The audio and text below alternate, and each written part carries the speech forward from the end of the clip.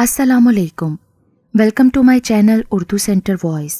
तमाम video updates के लिए उर्दू सेंटर वॉइस को सब्सक्राइब करके बेल नोटिफिकेशन को ऑन कर दें। तो आइए सुनते हैं आज की वीडियो में जिन्नात से मुतल्लिक एक पुरअसरार कहानी। आसमान पर चांद की चांदनी हद्दे निगाह फैली हुई थी। रात के पिछले पहर 4 सू गहरी उस रोशनी में एक लड़का अहमद नगर की मुख्तलिफ पगडंडियों और रास्तों से गुजरता हुआ आबादी से दूर वीराने में मौजूद एक इमारत में दाखिल हुआ, जो कि दूर ही से खस्ता हाल नज़र आ रही थी। वीरान खंडरनुमा इमारत का अंदरूनी मंजर बाहर के माहौल के बिल्कुल मुत्तज़ाद था। वहाँ 4 सू गहरी और तारीक खामोशी छाई हुई थी। किसी ज़ीरू का नामो निशान नज़र नहीं आ रहा था। उस कबरनुमा तारीकी में वो लड़का अंदाजे से चलता हुआ मुख्तलिफ राहदारियों से गुजर रहा था, जिसके पाँव के नीचे आने वाले जर्द पत्तों की चरचराहट ही खामोशी की चादर को चंद लम्हों के लिए तोड़ रही थी। इसके अलावा खामोशी और तारीकी बदस्तूर इस हवेली में बराजमान थी। हाथ को हाथ सुझाई ना देने वाले अंधेरे में अचानक एक मधूम सी रोशनी की किरण दिखाई दी, जैसे कोई लालटेन हाथ में पकड़े खड़ा हो। लड़के ने जब रोशनी का हालात देखा तो लालटेन बरदार की तरफ बढ़ना शुरू कर दिया। वो शख्स अपना चेहरा ढांपे हुए और एक लंबा सा अजीबो गरीब नोयत का चोगा पहने हुए था। उसने हाथ से लड़के को इशारा किया और उसे अपने पीछे चलने की हदायत देने लगा। वो नौजवान उसके पीछे चलता रहा और वो मुख्तलिफ राहदारियों से गुजरते हुए नीचे तहखाने में एक हॉल नुमा कमरे में पहुंच गए। वहां पर चारों जानिब मुख्तलिफ मशलें रोशन थीं, जिनकी रोशनी से हॉल में उजाला हो गया था। उस हॉल में पहुंचते ही वो पुरअसरार शख्स अचानक कहीं गायब हो गया। अब उस नौजवान ने पास पड़ी हुई वो लालटेन पकड़ी और अकेले ही चलना शुरू कर दिया।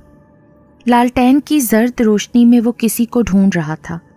उसके कानों में किसी की दुख और कर्ब में डूबी हुई सिर्फ आवाज ही आ रही थी, लेकिन उसे पुकारने वाला दिखाई नहीं दे रहा था, जो उसका नाम लेकर मुसलसल पुकार रहा था।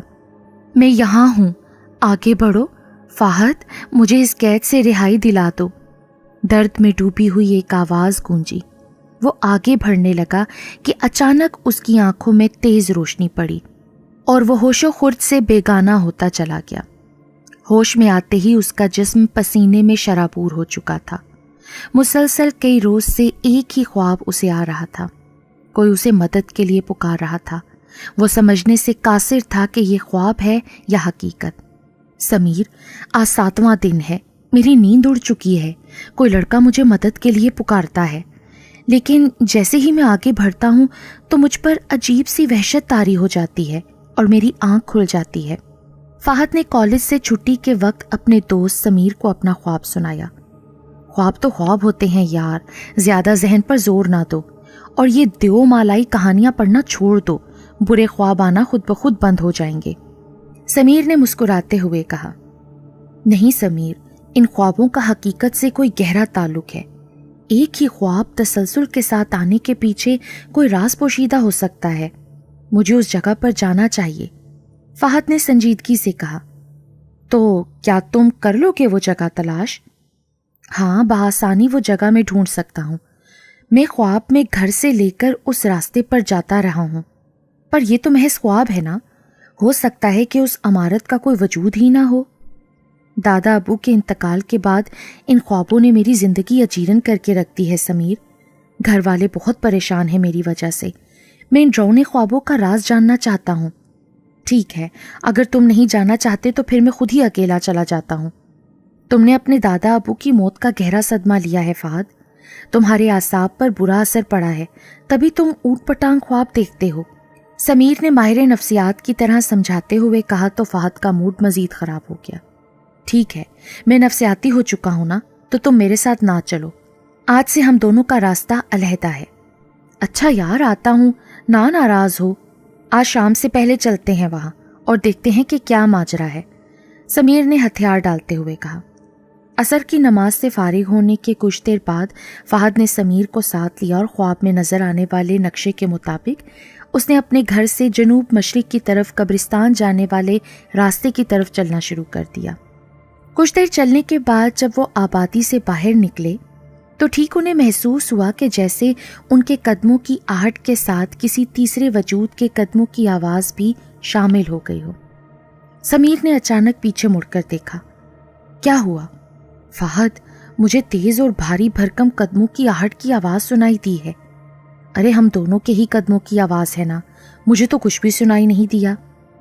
فہد نے جھوٹ کا سہارا لیتے ہوئے کہا، حالانکہ اسے خود تیسرے اندیکھے وجود کے قدموں کی آواز سنائی دی تھی، لیکن وہ خود پر قابو پاتے ہوئے جھوٹ بول گیا کہ کہیں سمیر ساتھ جانے کا ارادہ ملتوی نہ کرتے۔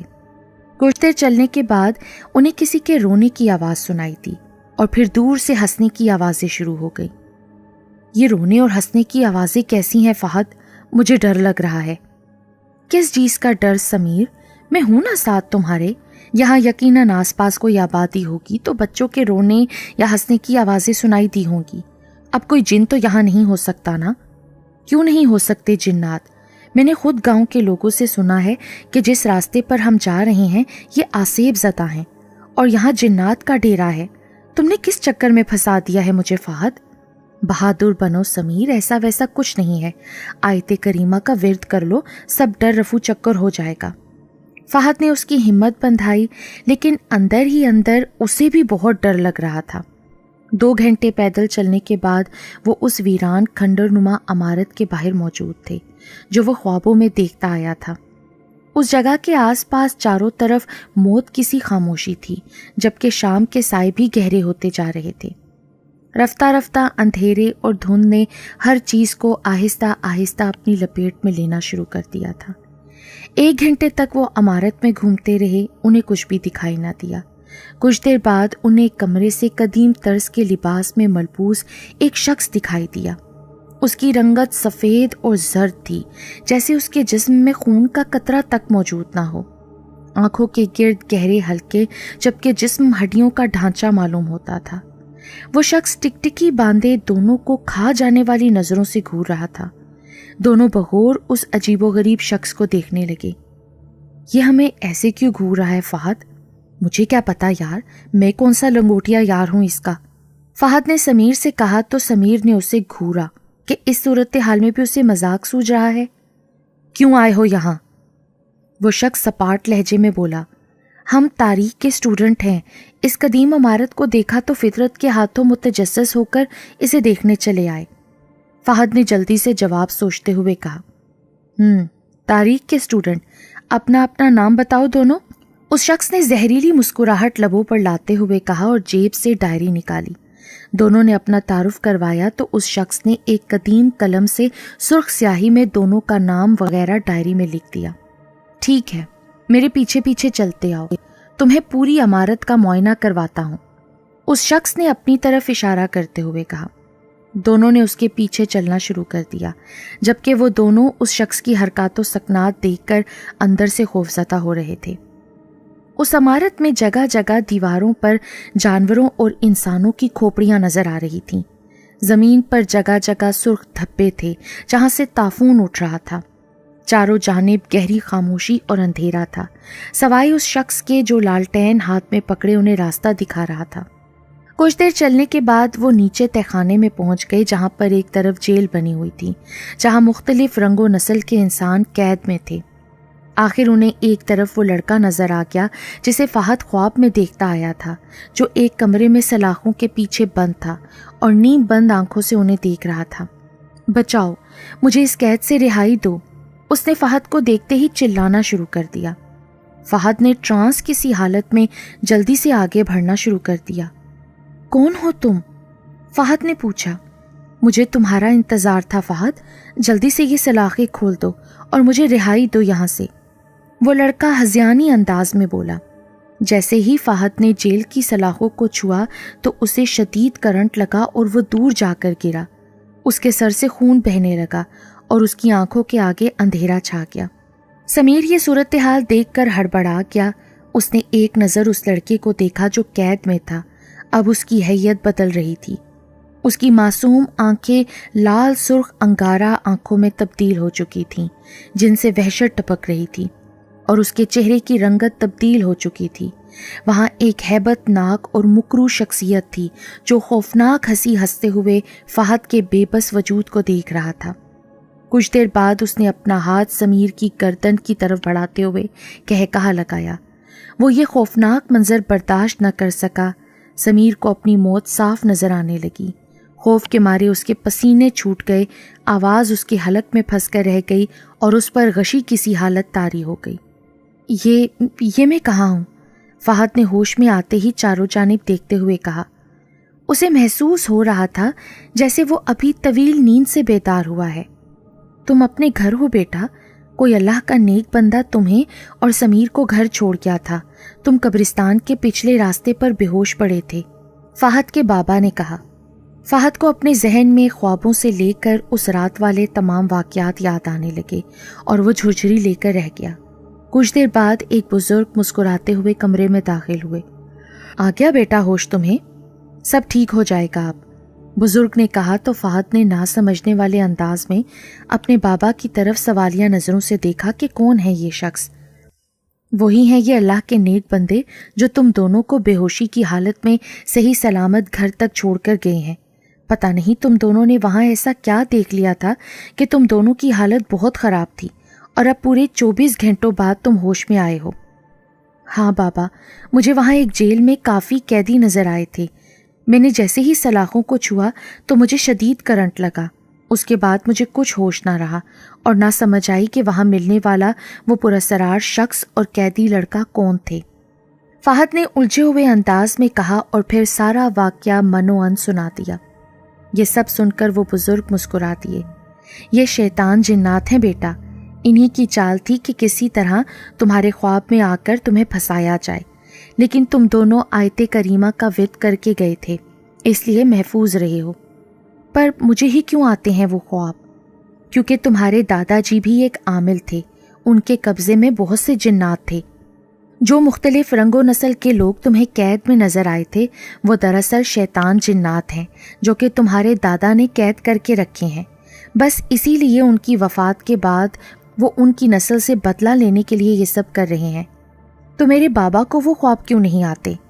فہد نے الجھتے ہوئے کہا۔ جنات صرف عورتوں، بچوں یا کمزور ذہن کے لوگوں پر قبضہ کرتے ہیں۔ جیسے تم ابھی نوجوانی کی دہلیز پر قدم رکھ رہے ہو اور زیادہ مضبوط اعصاب کے مالک نہیں ہو، تھوڑے جذباتی ہو، اس لیے انہوں نے تمہارے دماغ پر قبضہ کیا اور تم فطرت کے ہاتھوں متجسس ہو کر اپنی اور اپنے دوست کی جان داؤ پر لگا کر خطرناک راستے پر چل پڑے۔ وہ سب تو ٹھیک ہے، لیکن وہ پراسرار چوکے والا شخص جس کے ہاتھ میں لالٹین تھی جو ہمیں تہخانے تک لے گیا تھا، وہ کون تھا؟ اور وہ لڑکا قید میں، ہمیں اس کی مدد کرنی چاہیے نا؟ فہد نے کہا تو عامل سن کر مسکرا پڑے۔ وہ پراسرار شخص ایک انسانی روح تھی جس کا انہی جنات کے ہاتھوں قتل ہو چکا ہے۔ جنات نے اس کے جسم پر قبضہ کر لیا ہے اور وہ اسی ویران کھنڈر میں بھٹک رہا ہے، جبکہ تمہارے خوابوں میں آنے والے لڑکے کا بھی 5 برس پہلے انتقال ہو چکا ہے۔ اس کے بھی جسم اور روح پر جنات نے قبضہ کر کے تمہیں گمراہ کیا ہے، کیونکہ وہ براہ راست اپنی اصلی شکل میں تمہارے سامنے آ کر تمہیں کبھی اس جگہ پر نہیں لے جا سکتے تھے۔ اسی لیے ان جنات نے ایک ایسے لڑکے کے وجود کا سہارا لیا جو کہ انتقال کر چکا تھا۔ وہ کھنڈر شیطان جنات کی اماج کا ہے۔ تمہارے دادا نے ایک عمل کے ذریعے اسی کھنڈر میں ان شیطان جنات کو قید کیا تھا۔ بس شکر ہے تم ان کے چکر سے بچ گئے ہو۔ پر آپ کو یہ سب کیسے معلوم ہے؟ کیونکہ میں خود جنات کے قبیلے سے تعلق رکھتا ہوں۔ ہم مسلمان جنات ہیں، ہم شیطان جنات کے دشمن ہیں۔ آپ کے بابا جان میرے محسن تھے، کیونکہ انہوں نے مجھے ایک شیطان عامل کی قید سے رہائی دلائی تھی اور مجھ سے وعدہ لیا تھا کہ جب بھی شیطان جنات اللہ کی مخلوق کو نقصان پہنچانے کی کوشش کریں گے تو میں ان کی مدد کو پہنچ جاؤں گا۔ آج میری خوش نصیبی ہے کہ میں نے اپنے محسن کے پوتے کی جان بچائی۔ بزرگ جن نے اپنے نورانی چہرے پر بدستور مسکراہٹ لاتے ہوئے کہا۔ یہ سن کر فہد اور اس کے بابا حیران رہ گئے۔ انہیں یقین نہیں آ رہا تھا کہ ان کے سامنے کھڑا وہ بزرگ شخص انسان نہیں بلکہ ایک جن ہے، لیکن انہیں کوئی خوف محسوس نہیں ہو رہا تھا کیونکہ وہ تو ان کا مسیحا تھا۔ تو بابا جی اب تو فہد کو ایسے خواب نہیں آئیں گے نا؟ نہیں، بس یہ باقاعدگی سے نماز کی پابندی کرنے لگ جائے اور باوضو رہا کرے۔ فہد بیٹا جلد بہتر ہو جائے گا۔ بزرگ جن نے فہد کے سر پر شفقت سے ہاتھ پھیرتے ہوئے کہا، جبکہ فہد سوچ میں ڈوب گیا کہ اسلامی تعلیمات ہمارے لیے کتنی ضروری ہیں۔ اس نے اللہ کا شکر ادا کیا کہ وہ ان شیطانی جنات اور ڈراؤنے خوابوں کے نرغے سے اب نکل آیا تھا۔ عصر کی نماز کا وقت ہوا چاہتا تھا۔ جیسے ہی اس کے کانوں میں آذان کی آواز پڑی، اس نے اللہ تعالیٰ کا شکر ادا کرنے کے لیے جلدی سے وضو کیا اور مسجد جانے کی تیاری کرنے لگا۔